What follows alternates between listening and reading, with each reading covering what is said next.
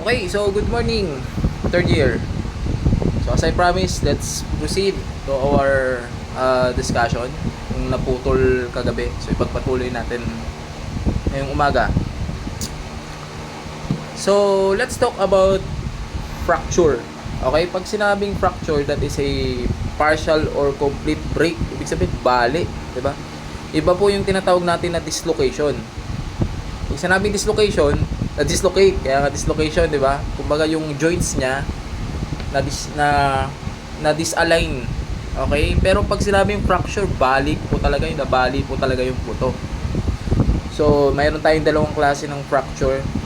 Meron tayong open fracture at saka yung closed fracture.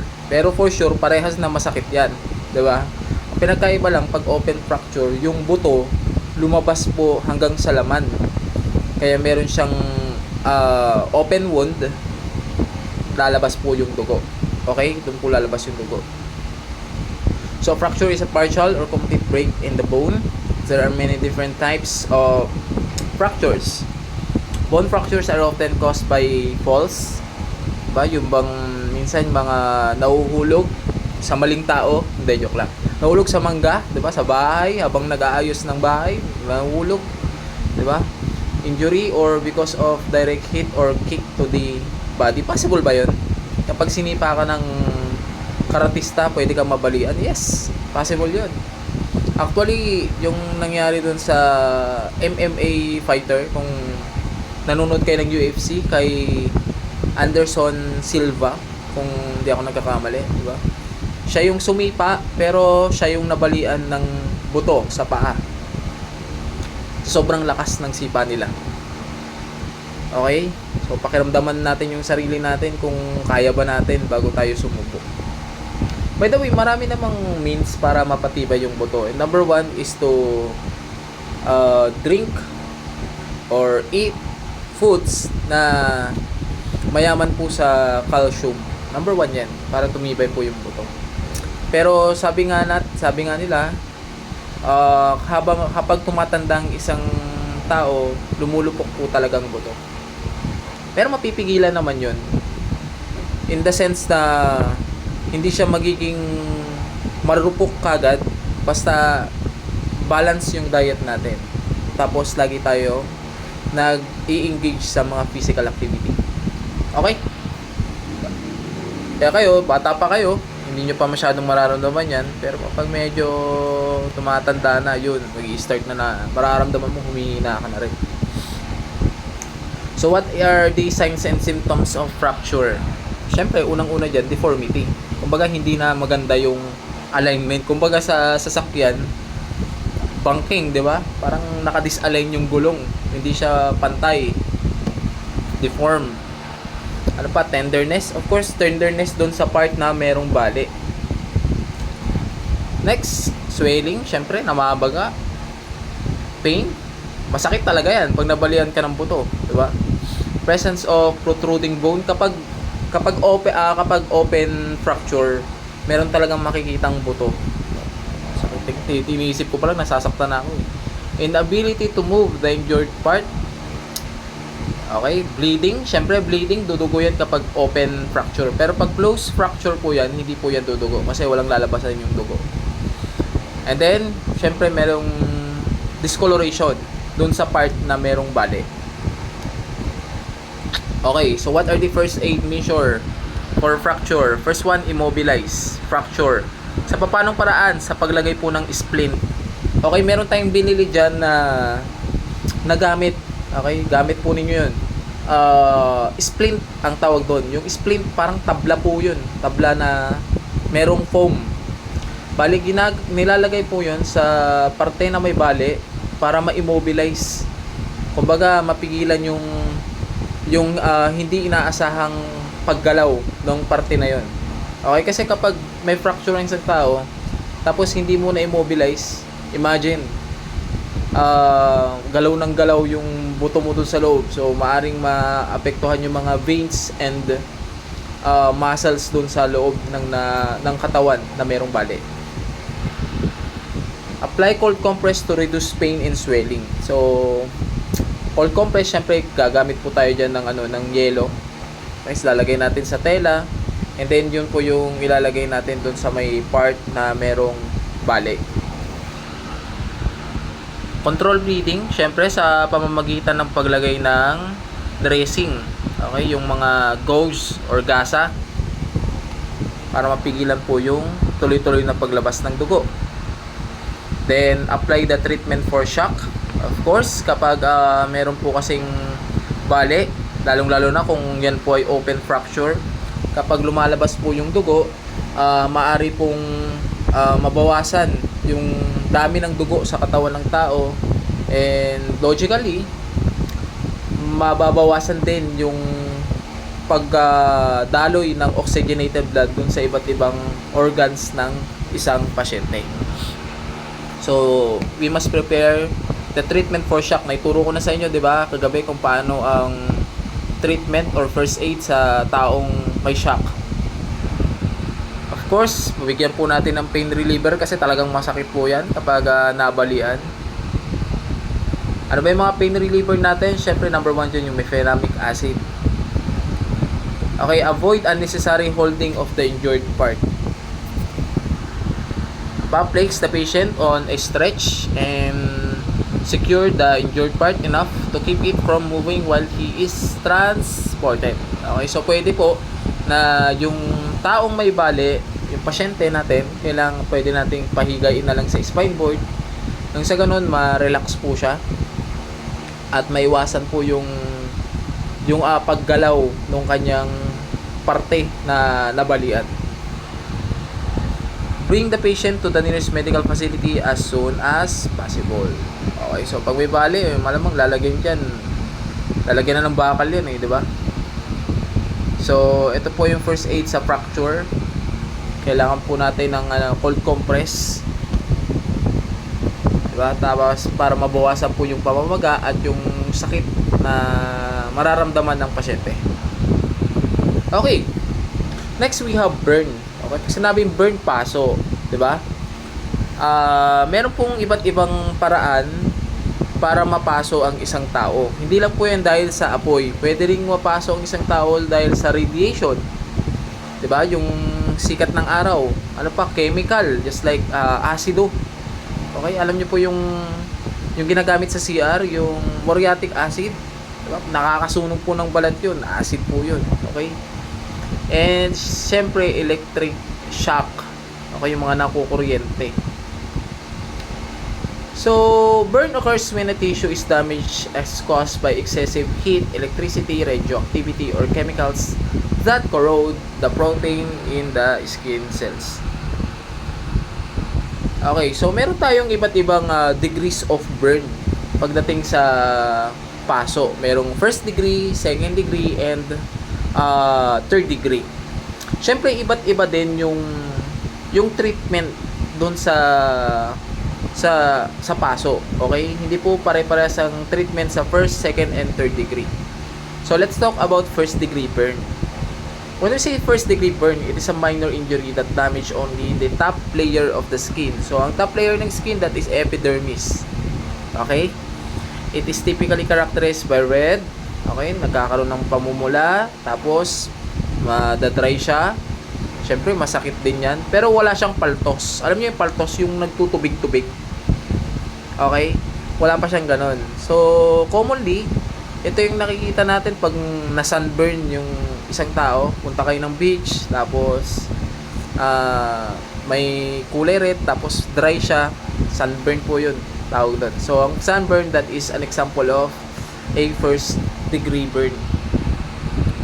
Okay, second degree burn naman, ang ibang tawag po dyan is partial thickness burn. Yan, makikita nyo na meron na pong blister or paltos.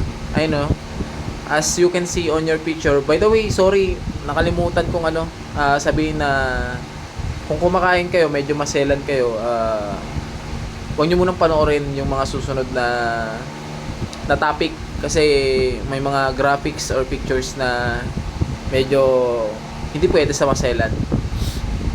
So, second degree burn, also called partial thickness burn, damage both the outer and second layer of skin. So what is the outer layer of the skin? Epidermis. What is the inner layer? Dermis. So parehas yun napaso, di ba? So pag may nakita kayong mga blistering, may mga tubig-tubig na, di ba? Second degree burn. And let me remind you, wag niyo pong tutusukin yung mga tubig na yan para lumabas yung tubig. No, may infection po yan. Hayaan nyo lang pong mag-subside, matatanggal din po yan mag-isa. Okay, third degree burn, di ba? Parang tosino. Third degree burn involves all the layers of skin and sometimes kasama na yung fat, muscles, tissue under the skin. Burnt areas may be black, brown, or white. So the skin may look leathery. Third degree burns can destroy nerves, so there may be little or no pain. Okay? So kapag meron daw third degree burn ng isang tao, napaso po siya hanggang third degree, minsan namamanhid na po yan eh. Hindi na po nararamdaman yung sakit. Kasi kahit po yung nerves, 'di ba? Yung nerves, yung ugat, okay, na nandiyan sa parte ng katawan na nasunog, pati po yan ay madadamay. Okay? At alam naman natin na yung nerves, yun yung nagsesend ng message sa utak natin para mag-command or para maramdaman yung mga bagay-bagay. For example, humawak ka ng nakakapaso, 'di ba? Humawak ka ng apoy. So, yung nerve diyan sa daliri mo, yun yung magsesend ng command sa utak mo na tanggalin mo yung daliri mo kasi masakit. Pero kapag third degree burn na kasi, pati nerve na nagsesend ng message sa utak natin is sunog na din. Kaya minsan hindi na nararamdaman yung sakit. Mararamdaman na lang yung sakit thereafter kapag na-recover na po yung nerve. Okay, gumaling na po yung nerve. So, ito po yung mga treatments sa iba't ibang klaseng degree of burn. So, pag first degree burn, hindi na masyadong kailangan ng ng medical care. Since sunburn lang naman yan eh. Diba? Ako nga, magjo-duty ako ng Monday, maputi ako eh. Pagdating ng Friday, ang itim ko na. Diba? Because of sunburn. Pero okay lang yan. That's part of our duties and responsibilities as your instructor. Ayoko namang magpakita ng kaartehan sa inyo dahil baka kayo mismo pakitaan nyo ko ng kaartehan. Ayaw ko sa maarte. Talagang nanggigigil ako eh. Papagulungin ko talaga pag maarte.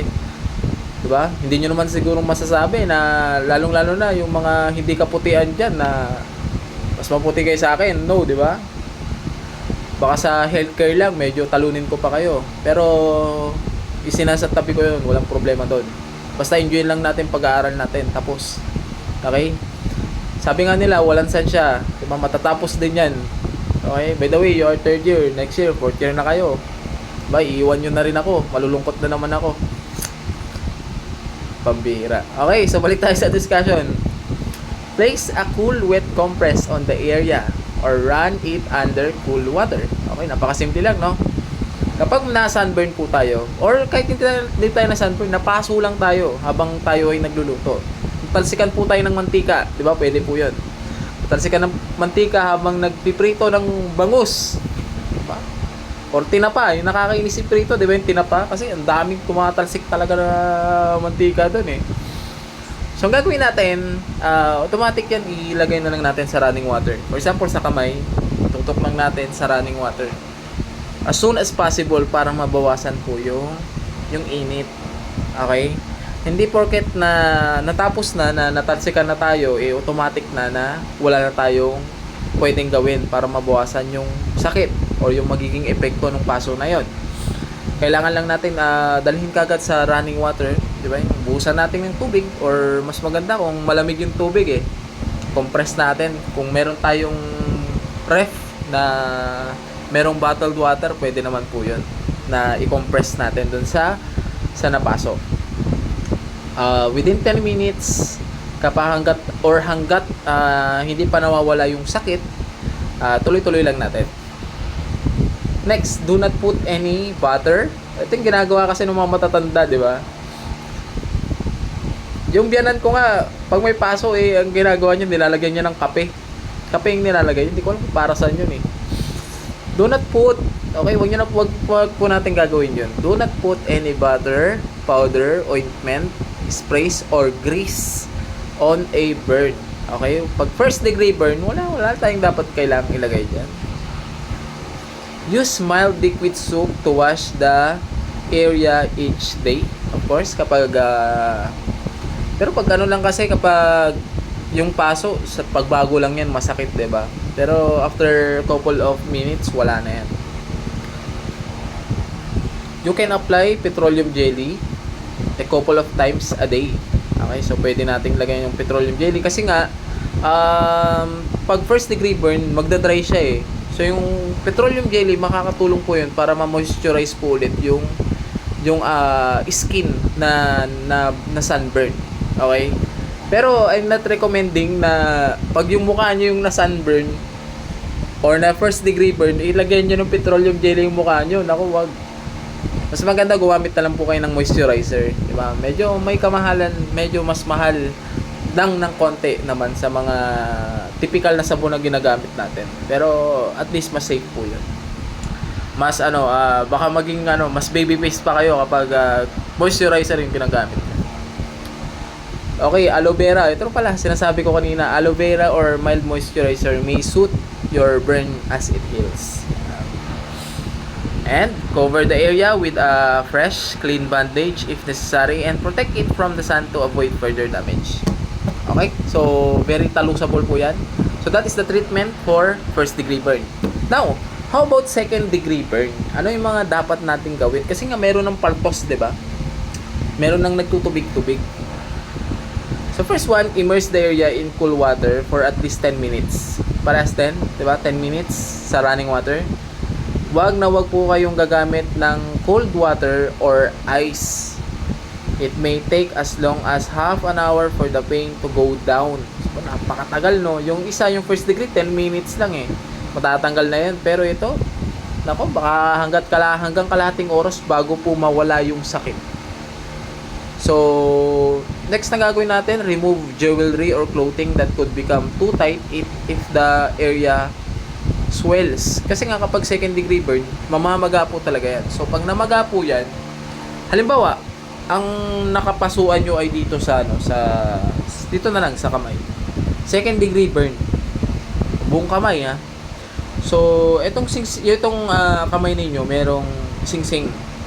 So hangga't hindi pa namamaga yung kamay nyo, kung kapag napaso or kamay ng pasyente kapag napaso, kailangan tanggalin na natin yung mga jewelry natin. Kasi mas masakit po yan pag hindi nyo tinanggal. Tas lumaki yung area kung saan po napaso yung tao. Do not put grease, butter, ointment, or powder on burn. So parehas lang din po. Huwag po tayo maglalagay ng kung ano-ano. If you're treating burn at home, wash your hands and gently rinse the burn. Then dry it with a clean soap cloth. Okay? Never break. Ito yung sinasabi ko kanina. Huwag nyo pong butasin yung mga paltos ng pasyente. Masakit po yun. At saka, isa pa, may infection po yun. Pusa naman pong nawawala yun after a week. If blisters are intact, you do not have to bandage the burn. If they have broken open, wrap the burn loosely in a non-stick bandage. Preferably one made for burns. Kasi, kagaya po ng pinakita natin na picture kanina, 'di ba, yung sa second degree burn, yung sa likod niya. Wag muna nating iba-bandage 'yon. Pwede nating hugasan pag sa bahay, 'di ba? Hugasan. Pero mild na soap lang yung kailangan nating gamitin. Tapos pagkatapos hugasan, kailangan po natin yung takpan para po ma-avoid po yung contamination tsaka yung infection dun sa part na may paso. Then kapag na break na or na tanggal na yung tubig ng paltos or ng blister, then that's the time na pwede na po natin siyang i-bandage. Pero hindi po dapat mahigpit.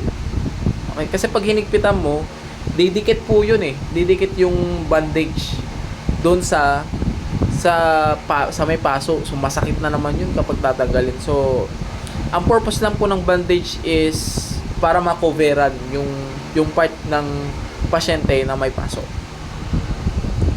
Change the dressing anytime it gets soiled. Of course, kapag yung bandage o yung dressing nung parte ng pasyente na may paso ay medyo marumi na or namamasa na, kasi magbabasa talaga yan pag paso kailangan nating palitan. If the burn continues to hurt, kapag tuloy-tuloy yung sakit ng paso, so kailangan natin bumili ng over the counter. Pag sinabing OTC, over the counter pain reliever. Okay, so only take it as I directed. Importante na tama yung dosage natin. Huwag po natin sosobrahan. Okay? And watch for signs of infection. If you see redness or feel weak, contact your healthcare provider. So that is the treatment for the second degree burn.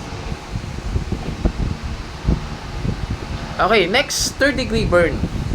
So third degree burn, no, importante dito, tumawag po kagad ng 911 kasi life-threatening po pag third degree burn. Tagos hanggang laman kasi yan, sometimes hanggang buto pa nga di ba? So kailangan po natin tawagan 911. Wag na po nating ibabad sa, ito yung sinasabi ko kanina, magkakaiba po yung treatment ng first degree, second degree, and third degree. Yung first degree tsaka second degree, pwede pa, di ba? Pwede po nating ilagay sa running water. Pero kapag third degree burn, wag na po nating ibabad yung parte ng katawan na nasunog sa tubig. Okay, and wag po ulit natin lalagyan ng kung ano-ano yung parte na may paso. Do not remove clothing that is stuck to the area. Kung halimbawa, meron pong nasunog na tao, yung damit niya or yung pantalon niya ay nadamay dun sa sunog, wag na po muna nating tatanggalin. Don't remove the clothing that is stuck to the area. Cover the area with sterile bandage or a clean loose cloth to avoid contamination. And sabi ko nga, hintayin natin yung medical responder para dalhin po sa pinakamalapit na hospital yung pasyente natin. Okay? So that is the treatment for third degree burn. Okay, next one we have heat injury. So pag heat injury, meron tayong tatlong pag-uusapan dyan. Heat cramps, heat exhaustion, and heat stroke. Ito yung nangyayari kapag nagmamasi-masi. Okay? Yung iba, nagkakaroon ng heat cramps. Okay? Ano ba yung heat cramps? Namumulikat, di ba? Kung kakalabso po sa King. Kasi kulang sa tubig, di ba? Pag heat exhaustion naman, dahil po yan sa init. And heat stroke, ayan, medyo delikado na po yan kapag heat stroke. By the way, i-discuss natin isa-isa yun mamaya. So when we say heat injury, that is an environmental injury when one is overexposed to extreme heat or high temperature. So first one, we have what we call heat cramps. Pag may heat cramps ang isang tao, kadalasan sa diyan sa may parte ng calves, pusoy biking. Heat cramps are the mildest form of heat illness and consist of painful muscle cramps and spasms that occur during after intense exercise and sweating and high heat. Okay. So, anong treatment? Una, move to a cool place and rest. Do not continue to participate in the activity. Halimbawa, merong mase-mase. Ngayon, si Hara Imbuido, Kimalab sa Pacific King to. Nagkaroon siya ng heat cramps. Exit na siya. Okay, exit na. Huwag na nating ituloy. Okay? Huwag na siyang sumama. Stop the activity immediately. Remove excess clothing and place cool cloth on skin or fan skin. Kung halimbawa, marami siyang naka-jacket siya or sabihin natin na nakasapatos, naka-medyas, tanggalin natin kaagad. Okay? Next, kailangan nating painumin ng kape. Hindi, joke lang. Huwag niyo papainumin ng kape. Baka mag-palpitate yan, mamatay. So, ang gagawin natin, painumin natin ng sports drinks. Pwede natin painumin ng Gatorade or Pocari Sweat. Diba? Sir, ano bang pinagkaiba ng Gatorade tsaka Pocari Sweat? Ano ang mas magandang inumin? Gatorade or Pocari Sweat? Okay, magandang tanong yan Sige, explain natin. Kapag ang isang pasyente ay tuloy-tuloy na nag-i-engage sa physical activity, tapos tuloy-tuloy yung paglabas ng pawis niya.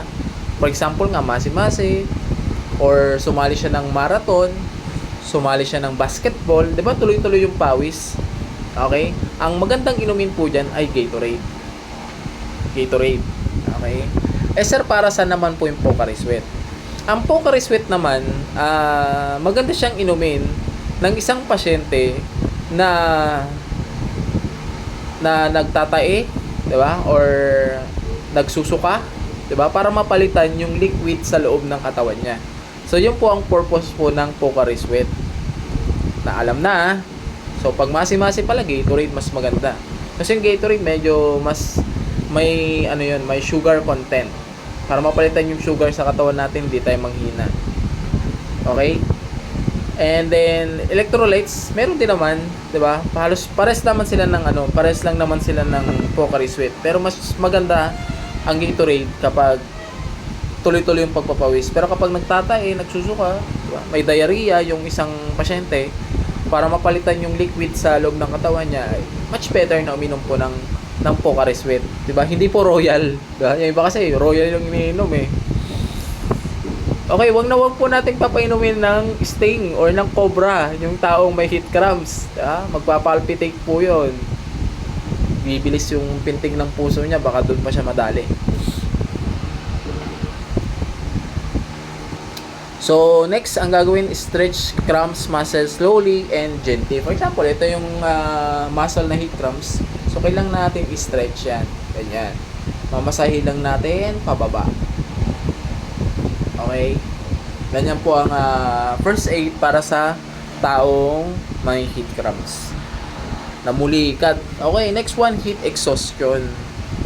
Heat exhaustion is heat-related illness that occurs when body overheats from prolonged exposure to high temperature or physical exertion. So, ano bang simptomas ng heat exhaustion? 'Di ba? Tuloy-tuloy yung pagpapawis. 'Di ba? Nanghihina, nahihilo, 'di ba? Susuka, tapos masakit yung ulo. Ganyan yung mangyayari kapag nangyayari din to actually kapag merong masi-masi, 'di ba? Kadalasan nung mga first year ninyo. First year nyo ba yun? Yung may subject kayo sa akin na PATFIT? Ba, ang dami nagkakaroon ng heat exhaustion. Ito yung treatment doon. Move to a cool place and rest. Number 1 yan. Kailangan dalhin natin sa isang lugar na malamig para siya ay makapagpahinga. Remove excess clothing, di ba? Possible po, tanggalin po natin yung damit kapag lalaki, kapag babae, yung strap ng bra, itanggalin natin yung lock. Okay, tapos kapag nakasapatos, tanggalin yung medyas, yung sapatos. Ganun lang kasimple. Okay, tapos painumin natin ng sports drinks na merong salt and sugar. Yun nga, the best po dyan is yung Gatorade. So kapag may masi-masi, kailangan po magbaon ng Gatorade pala, no? Yes, pero hindi ko hindi ko talaga ina-advise sa mga estudyante na lagi pong mag-Gatorade pag may masi-masi. Mas maganda kung natural na tubig, kasi alam nyo, pag nasa training center na kayo, wala namang Gatorade doon, tubig lang. Okay? Kahit gaano pa katagal yung masi-masi dyan, maghapon magdamag kayo, wala kayong matitikman na Gatorade doon, tubig lang. Kaya sa school, tubig lang yung pinapainom ko. Pero kung talagang gusto nyo rin masubukan kung tama ba itong pinagsasabi ko, okay, try nyo. Gatorade yung inumin nyo. Lalakas talaga kayo dyan. Matik yan. Kasi pag pinagpapawisan tayo, tuloy-tuloy po yung pag-burn ng sugar at paglabas ng salt. Yung pawis natin maalat yan, di ba? Tikman nyo yung pawis nyo, maalat yan. Kasi nga salt yan. Ngayon, kailangan po nating palitan yung salt content na lumalabas sa katawan natin by means of giving them sports drinks. If no improvement or unable to take fluids, take your child, okay, or your patient to an emergency department immediately. Halimbawa, yung pasyente ay by the way pala, kapag hinihingal yung pasyente, wag po nating paiinumin. Kahit na heat exhaustion pa yan, wag po nating paiinumin ng tubig ang isang pasyente na nahihirapang huminga. Okay, kapag nahihirapang huminga, wag nating painumin. Kasi pag pinainom mo ng tubig yan, naku, mas lalo pong mahihirapang huminga yan. Kasi matatakpan po yung kanyang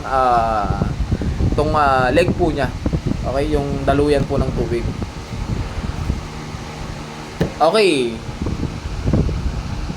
Last one is what we call heat stroke. Okay, ito yung pinaka masamang pwedeng mangyari sa isang pasyente na may heat injury. Heat stroke. So, ang other term for heat stroke is hyperthermia. So, I believe na discuss ko na ito sa inyo on our previous topic na ang hyperthermia, yan po yung kung saan yung cooling mechanism ng isang tao ay hindi po gumagana. 'Di ba? Kasi nga kapag mainit ang panahon, ang katawan natin malamig yan. Okay? So, paano siya lumalamig? Sa paglalabas man ng pawis para matubigan yung katawan natin, 'di ba? So that is a cooling mechanism ng katawan ng isang tao. Pero kapag hindi na pinagpapawisan 'yan, for example, meron akong nakita diyan last time pinag punishment yata na Sir Jason. Yung sinamahan ko pang mag-punishment. Kasi ang ginagawa niya, nag-e-exercise siya sa tapat ng araw. So, mainit. Kasi pinapapuno sa kanya yung dalawang yellow pad na dapat punuin niya ng pawis. Ay, napansin ko hindi pinagpapawisan yung bata At saka hindi mo naman talaga kailangan na doon mag-exercise para mabilis na pagpawisan. Kahit nasa silong ka, yung katawan mo may sariling mechanism nga yan. Diba? Kahit malamig yung panahon dyan, kung talagang yung ginagawa mong exercise ay nakakahingal, pagpapawisan ka. Ganun po yun. Okay, mechanism po ng katawan ng tao yun. Kahit mag-exercise ka dyan sa initan at ako dito sa silong, baka maunahan pa kita. 'Di ba? Kasi nasa activity mo yan kung paano mo mapapalabas yung mechanism ng katawan mo. Katawan mo yan, ikaw ang mas nakakaintindi dyan. So, ang ginawa ko, tinawag ko siya, dito ka sa silong. Sasabayan kita, sabi ko. Sinabayan ko. Nag-exercise kaming dalawa. Napuno ko na yung papel Siya hindi pa. Ngayon kapag nakita nyo yung pasyente na ganun, pag nakita ko yung pasyente na ganun, yung estudyante na ganun, halos hindi na pinagpapawisan. Pero alam kong nakakapagod yung exercise niya. Susunod dun, tutumba na yun. Okay? Magko-collapse na yun. Kaya sabi ko, tama na. Stop na. Sabi ko, kasi nakita ko hindi talaga siya pinagpapawisan Ibig sabihin, yung cooling mechanism ng katawan niya, hindi po gumagana ng maayos. Or, dehydrated na siya. Okay, wala nang mailabas na tubig yung katawan niya. So, mangyayari dyan, baka magkaroon siya ng heat stroke kagad. Napakasimple na pwedeng mangyari. Okay? Pag ganun po, stop na kagad. So, what are the treatment for heat stroke? Siyempre, move to a cool place. Number 1 yan. Kailangan wala pong mga chismosa sa paligid para makahinga ng maayos yung pasyente. And then, call 911. Life-threatening po yan. Nakakamatay po yan. Baka hindi nyo po alam. Remove excess clothing and drench skin with cool water. Place ice bags. Saan tayo maglalagay ng ice bags? Yung ice bags kasi, ang purpose po niyan to lower our temperature. Kasi nga kapag meron kang hyperthermia, pati yung pakiramdam mo mainit, pati yung katawan mo mainit po. 'Di ba? So, ang gagawin po natin para ma-cool down yung init sa katawan mo, gagamit po tayo ng ice bags. Nilalagay po yan dito sa bandang batok, sa kilikili, and then dito sa may bandang singitan, sa groin area. Okay, kung kaya niyang uminom ng tubig, much better. Yung cool fluids if alert and able to drink. Pero kapag wala pong malay yung pasyente, huwag niyong papainumin ng tubig. 'Di ba? Kasi hindi niya maiinom yan, baka malunod siya. So, ito po yung pwede natin gawin kapag meron pong heat stroke. Pansinin nyo, meron po siyang towel sa liig.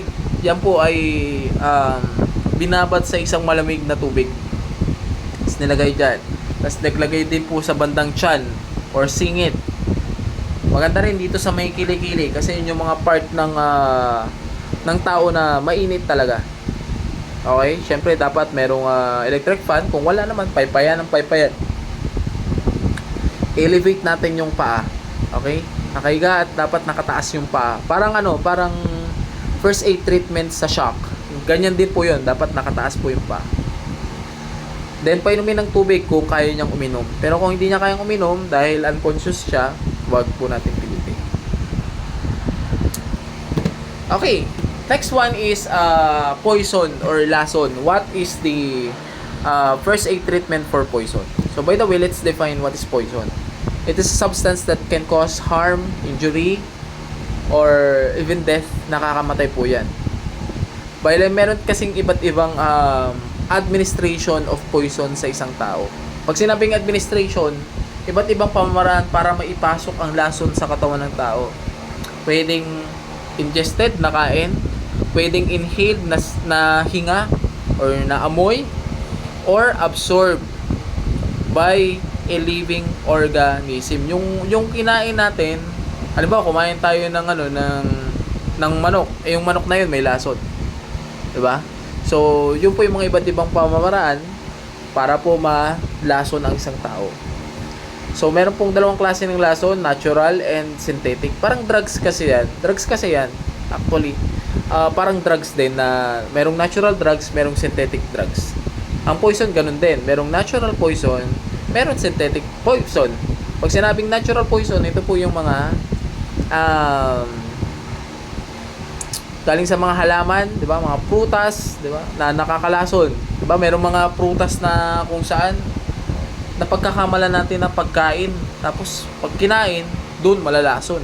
'Di ba? Natural poison 'yon. Pag synthetic naman, yan po yung mga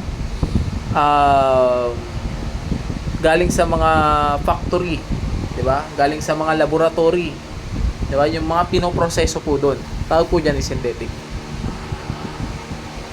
Poisoning symptoms can mimic other conditions such as seizure, 'di ba? Nangingisay pag nalalaso ng isang pasyente, minsan nangingisay 'yan eh. Alcohol intoxication, stroke and insulin reaction. So ito po yung mga symptoms ng taong nalason. Burns or redness around the mouth and lips. Tingnan kagad natin yung kanyang bibig. Kung halimbawa, parang merong paso, parang namumula yung kanyang bibig o yung part ng kanyang lips, ba baka nalason po yung pasyente. Tapos amuyin natin yung hininga ng pasyente. Kung meron tayong maamoy na parang chemical, nalason po yun. Pag nagsusuka yung pasyente, maaari din na nalason. Nahihirapang huminga, baka nalason po. Drowsiness, inaantok, di ba? Baka nalason. And confusion. So, what are the treatment for poison? Una, swallow poison. Remove anything remaining in the person's mouth. Halimbawa, kung meron siyang nakain. Okay? Halimbawa, kumain siya ng ulam. Tapos, suddenly, bigla siya nag-collapse. Yung natitirang ulam sa bibig niya, tanggalin na po natin. Or kung ano man pong pagkain na last niyang kinain, tanggalin po natin. Okay? Baka doon po siya nalason eh. Kasi pag hinayaan natin na makain na naman yan, dami yung amount ng lason na nasa loob ng katawan niya. If the suspected poison is household cleaner or other chemical, read the containers table and follow instructions for accidental poisoning.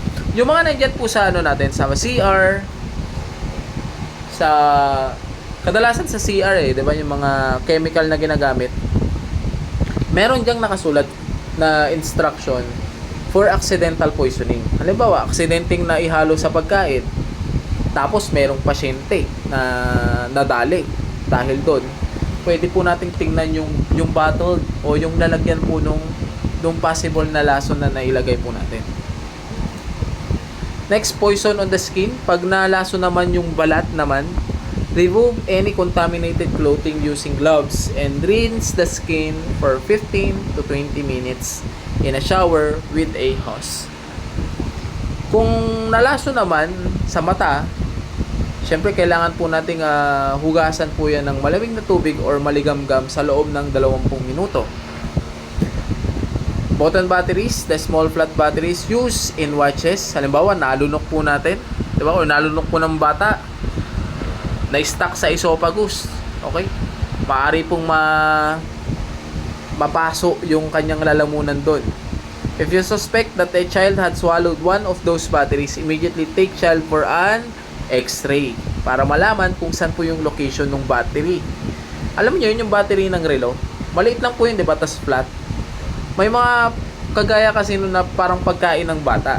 Di ba? Ngayon yung bata, pag nalunok niya yun, automatic po, hanapin, dalhin po natin sa X-ray para malaman kung nasaan po yung battery.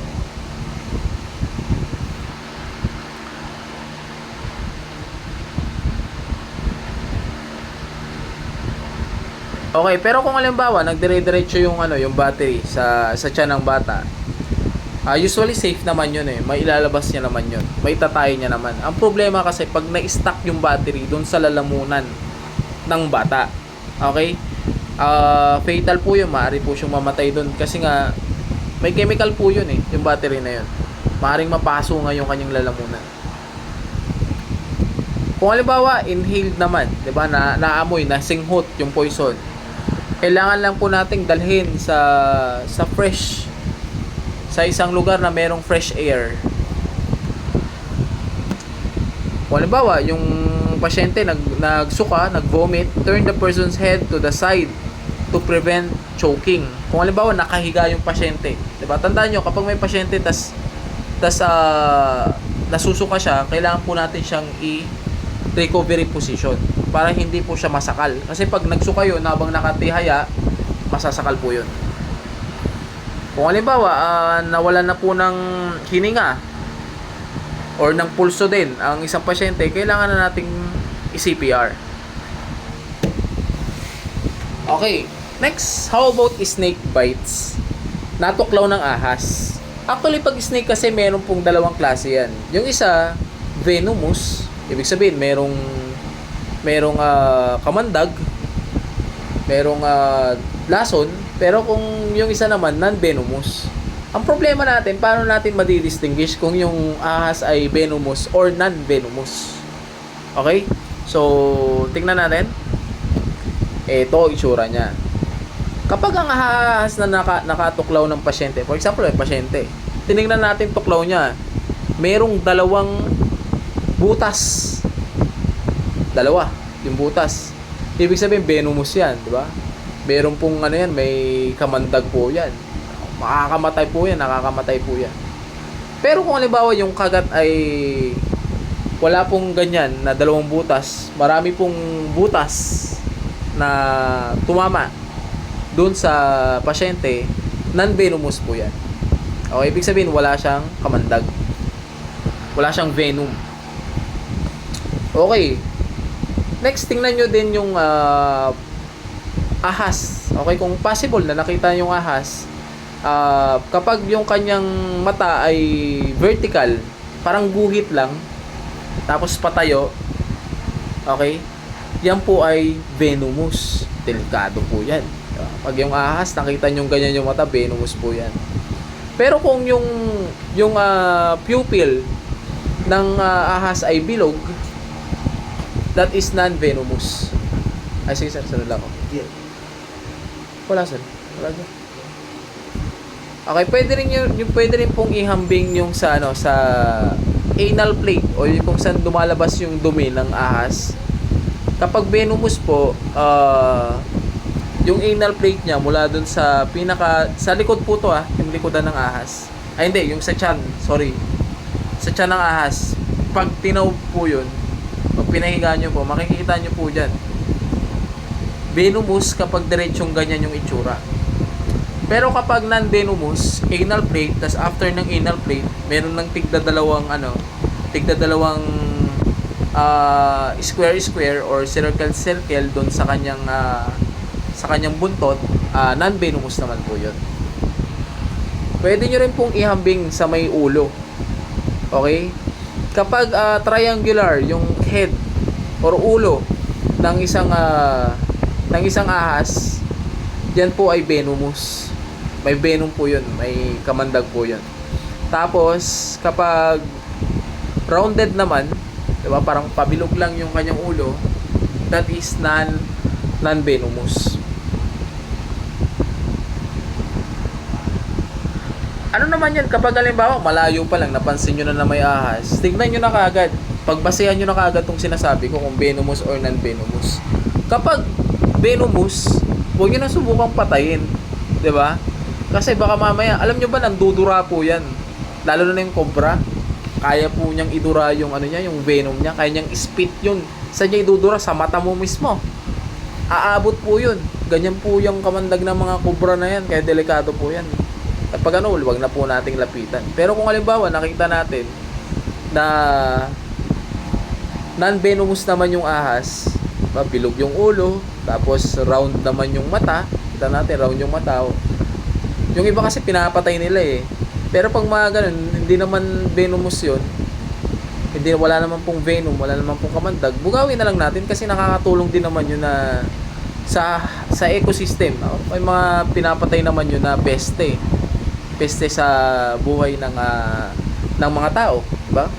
So, mas maganda bugawin na lang natin since hindi naman siya venomous. Pero yung iba kasi, lalo na pag biklat, alam niyo yung biklat? Yung sawa? Ginagawa pang pulutan eh, pinapatay nila tapos inaadobo nila. Kasi nga nakakataas daw ng ng sex hormone. Okay, nakakainit daw ng katawan. So nakakadagdag ng libido. Pag ganun, pag nakakadagdag daw ng libido, pag magse-sex yung mag-asawa, mas malaki yung tsansa na makabuo sila ng bata. Siyempre kung mainit, nakakainit daw ng katawan eh, yung lalaki talagang gigil na gigil yan. Baka makailang round sila. Baka yun yung ibig nilang sabihin. Okay? So, that is the difference between a venomous and a non-venomous snake. So, what are the first aid measure for snake bites? Una, identify the snake and determine if it is poisonous or non-poisonous. Siyempre, kung yan ay poisonous, of course, magmadali na po na dalhin ng pasyente sa pinaka malapit na ospital para matusukan na kaagad ng anti-venom. 'Di ba? Paano mo ma-identify kung venomous or non-venomous yung ahas? Siyempre tinignan na po natin yung tuklaw ng ahas doon sa pasyente. Huwag niyo nang hanapin yung ahas mismo kasi baka tumakbo na 'yon. 'Di ba? Pinakita ko naman sa inyo yung itsura ng tuklaw ng ahas na merong venom at wala pong venom. Siyempre, wash the area thoroughly with clean water. Diba? Pero bago nga po natin lugasan, dapat tumawag na po kagad tayo or dalhin na natin sa pinakamalapit na ospital yung pasyente. Have the victim lie quietly, instruct him or her to do not move unnecessarily. Do not elevate the beaten extremity. Baka mamaya gawin niyo yung sinasabi ko sa sa first aid ng open wound. Halimbawa, natuklaw ng ahas dito. Uy, open wound, sabi ni Sir Vince, kailangan itaas yung kamay, 'di ba? Para hindi po mapunta doon yung daloy ng dugo. Papunta doon sa sa open wound. Naku, mali po 'yun. Mamamatay po yung pasyente niyo kasi mangyayari diyan yung dagta or venom ng ahas doon sa natuklaw, baka bumaba po 'yun. May bababa po yun sa puso, mas mabilis na mamamatay yung pasyente.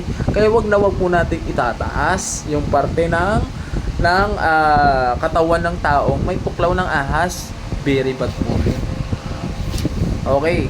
If the part bitten is an arm or leg, place constricting band about 2 finger breadths. Okay, so halimbawa natuklaw po dito yung pasyente. So 2 finger breadths, 1, 2. Okay, so ganyan. Dito po tayo, lagay tayo ng band. Okay? Talian po natin. Okay? Dito sa taas at saka dito sa baba niya. Kung yung tuklaw ng ahas nandito, 2 finger breadths, tali dito, 2 finger breadths, tali din dito. Yan, so dalawa. If swelling extends beyond the band, move or place another band above the first one. Kung halimbawa, nilagyan nyo ng goma dito, nilagyan nyo ng tali dito, nilagyan yung tali dito. Namaga siya, pero yung maga niya lumagpas na doon sa nilagay natin na unang tali.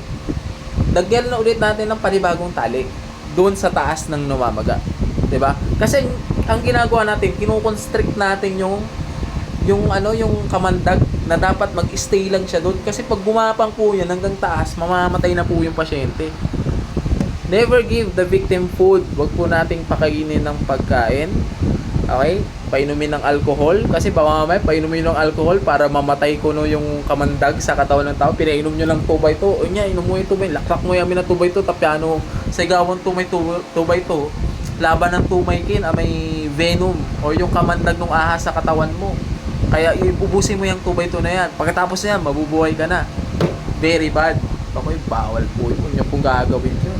Diba? Mapapabilis po yung buhay niya. Stimulant. Okay, ano ba yung stimulant? Yung mga drugs or mga gamot na nakakapagbigay ng alerto sa katawan ng tao. Alam niyo yung stimulant na yan? Halimbawa, cobra. Yung cobra, meron niyang caffeine. Okay, yung caffeine, that is a drug under the category of stimulant. Ang ginagawa kasi ng caffeine sa katawan ng tao or any stimulant drug sa katawan ng tao, pinapabilis niya yung pagpintig ng puso. Kaya nga kapag uminom ka ng cobra, diba, parang alerto ka, di ba? Ganun din yung mga nakashabu minsan, di ba? Pag parang laging dilat na dilat yung mata. Yan nga yung tinitira ng mga bus driver para hindi sila makatulog sa biyahe nila. Kasi mahabaan yung biyahe nila, tsaka nakakantok talaga yun. Pero kapag nakatake sila ng drugs, ang nangyayari, hindi po sila nakakatulog. Hindi po sila inaantok kasi nga stimulant po yun eh. Kumbaga yung heartbeat nila ay mas mabilis po kaysa sa normal. Ganun po yun. Ngayon, kapag yung heartbeat ng isang tao ay mas mabilis sa normal, mas mabilis ngayon nakakalat yung kamandag o yung venom dun sa katawan ng tao. Kaya wag po nating painumin ng mga stimulants. Very bad yun. Okay, hindi pwede yan. Drugs, okay, of course, tabako, wag na po din nating pagyuyusihin or pagsisigarilyohin. Kasi ang tabako meron po yung nicotine. Kung sa inyong kaalaman, yung mga nagyoyosi dyan, may nicotine po yan. Yung nicotine, yun yung nagpapaiksi ng mga buhay po ninyo. Kaya tigilan nyo po yung pagsisigarilyo nyo. Mas maganda, wag po. Wala namang magandang naidudulot ng sigarilyo, mga pare. Kasi alam nyo, mababawasan ng per minuto yung buhay ninyo. Nakaka-dry ng skin yan, nakakabaho ng hininga yan. Diba? Imagine, makikipagalikan ka sa girlfriend mo, tapos ang maaamoy niya sa'yo, camel.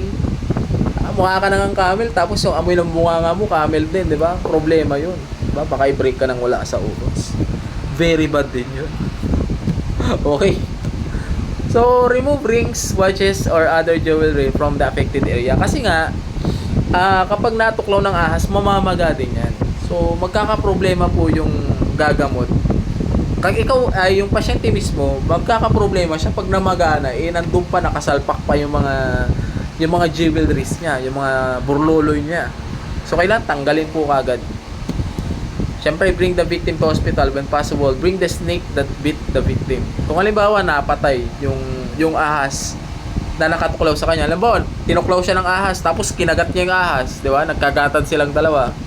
Pwede niyo rin pong dalhin yung ahas doon sa hospital para ma-determine kung yung ahas na nakatuklaw sa kanya ay venomous or non-venomous. Para masigurado yun. What should you avoid doing while treating a snake bite? Ano yung mga dapat nating iwasan kapag tayo ay natuklaw po ng ahas?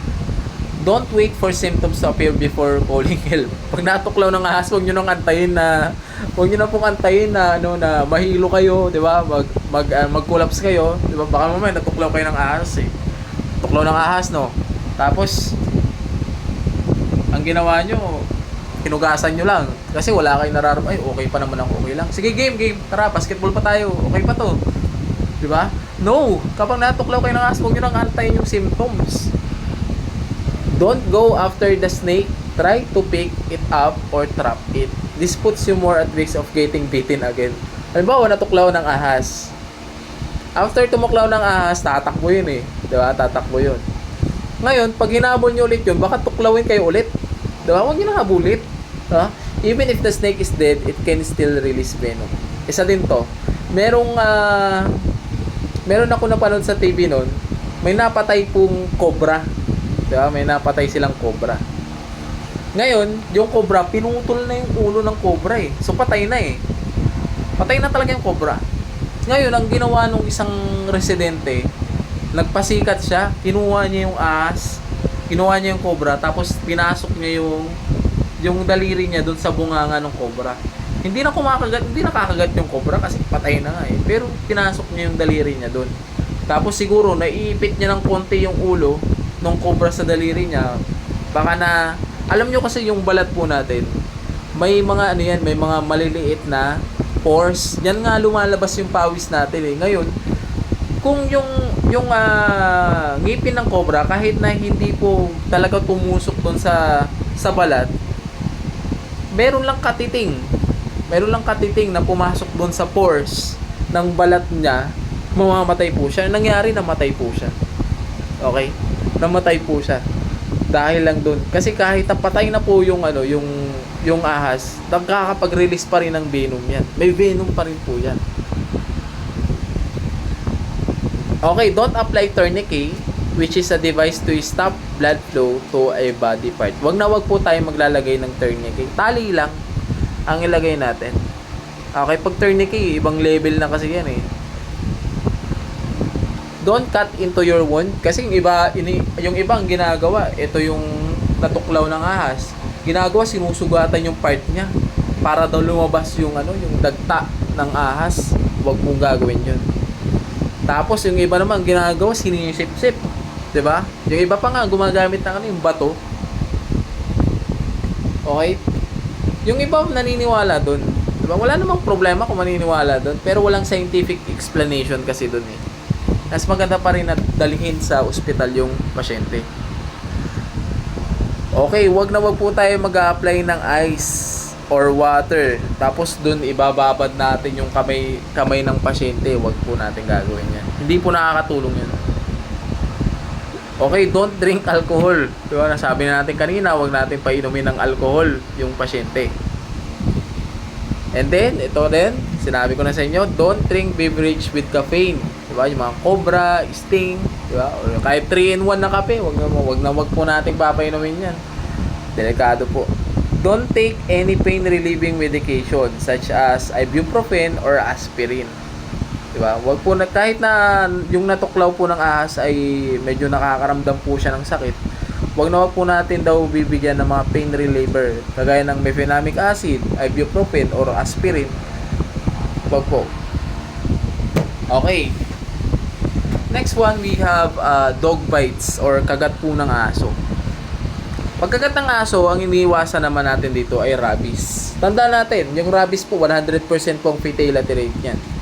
Kapag kumagat ng rabies sa katawan ng tao, 100% mamamatay yun. Yes, mamamatay po yun. Napakahirap po ng napakahirap po ng problema kapag nakagat ng aso po ang isang pasyente. Kasi walang gamot sa rabies eh. Pero naaagapan yan, di ba? Halimbawa, pag nakagat ng aso yung isang pasyente, dalhin kagad sa pinakamalapit na ospital para matusukan na ng anti-tetano at saka anti-rabies. Okay? Ganun po yun. Huwag na pong intayin yung simptomas. Kasi pag mayroon ng nakitang simptomas dyan, kumagat na yung rabies nun, mamamatay na yun. Hindi mo na mahahabol yun. Pag ganun. Okay? Ang nangyari nung training ako sa Laguna, meron kaming kaklase na rabies, pero hindi aso yung nakadali sa kanya. Ang nakadali sa kanya ay kalmot ng pusa. Na rabies siya dahil sa kalmot ng pusa. Nung time na na nakalmot siya ng pusa, hindi niya pinansin, hindi siya nagpatusok ng anti-rabies. Ano lang yun 2 days before kaming hindi 2 days, parang lumabas yung simptomas ng ng rabies is nasa 1 buwan na rin. Kasi mag-iisang buwan na kami nung namatay yung kaklase ko. Mag-isang buwan na kami doon sa loob ng training center. Ang nangyari, bago siya pumasok ng training center, 2 weeks before siya pumasok sa training center, nakalmot siya ng pusa. Pero hindi niya pinansin kasi siguro walang simptomas, sabi niya siguro, or for whatsoever reason hindi siya nagpa-tusok ng anti-tetano at saka anti-rabies. Next, nung kumagat na yung epekto ng rabies sa kanya, takot na siyang mahanginan. Takot na rin siya sa tubig. Ang ginawa niya dun sa bunks niya, Yung bunks ang tawag sa amin yung sa double deck na higaan ng trainee. Nasa lower deck siya. Yung ginawa niya, kinoveran niya ng kumot yung buong bunks niya. Kasi takot na siyang mahanginan, takot na rin siya sa tubig. Tapos, ilang araw lang, yun na, dinala na siya sa ospital. Hindi na siya tumagal sa ospital, siguro isang araw lang din, namatay kagad siya. Pag kumagat na yung rabies, yung epekto ng rabies sa katawan ng tao, nakakahawa yun. Nakakahawa yun. Airborne yun. So, pwedeng marabis yung mga taong makakasama niya din sa kwarto.